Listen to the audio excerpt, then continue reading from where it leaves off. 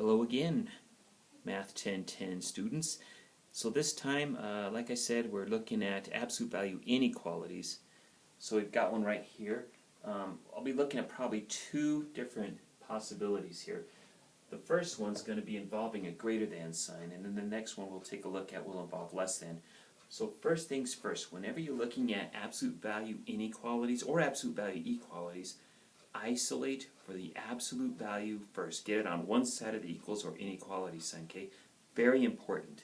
So, let's add this 6 to the right-hand side of the inequality. And that'll put us at -1 plus x inside the absolute value. That's going to be greater than 8.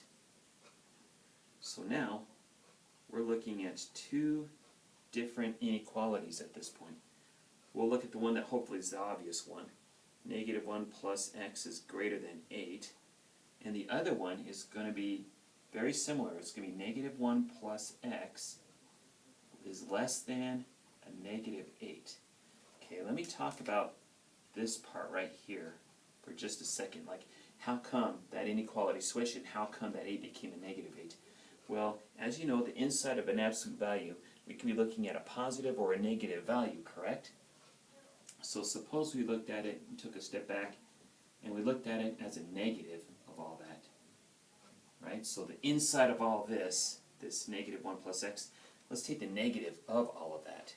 If we did, then if we were to divide, suppose that's a -1 there, if we divide both sides of the inequality by a -1, that causes our inequality to switch, right? -1 plus x is less than, right, because we're divided by a negative, and it's less than a -8. So that's how come we got this less than -8 business here. Alright, so keeping that in mind, I'm going to erase this part because that's just for explanation purposes. You can always rewind the video if you need to get that information. Let's take a look what we've got here now. Let's finish the job. We'll add a 1 to both sides on this guy, so we've got x is greater than 9. Here we'll add a 1 to both sides, so we're looking at x is less than -7. So I've got these two inequalities here, but I need some way to compare. That's where this inequality is going to come into play.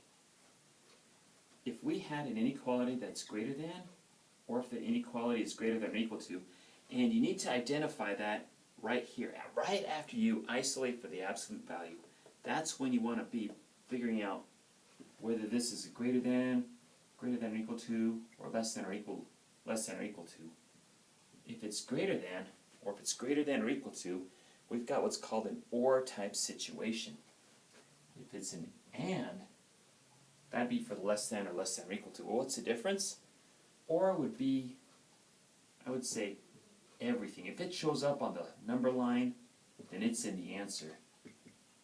As for the AND, I would say that's what's in common.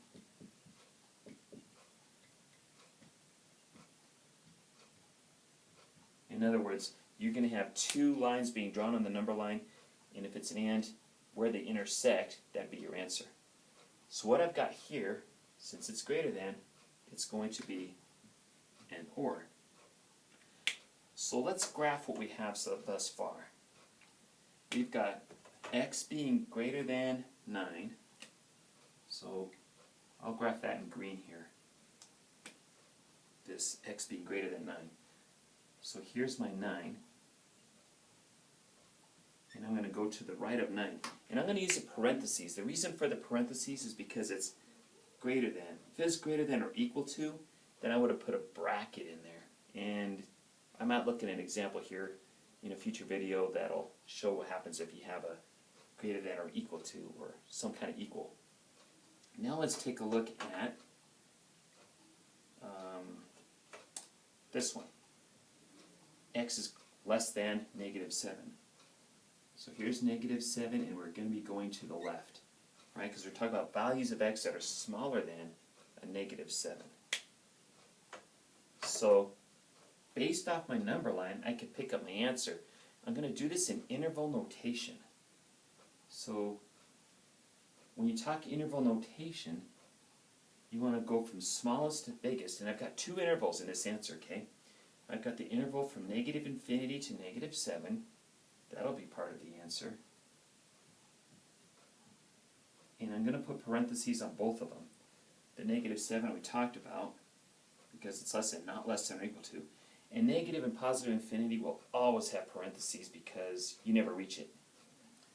So my other interval is going to be from 9 to infinity.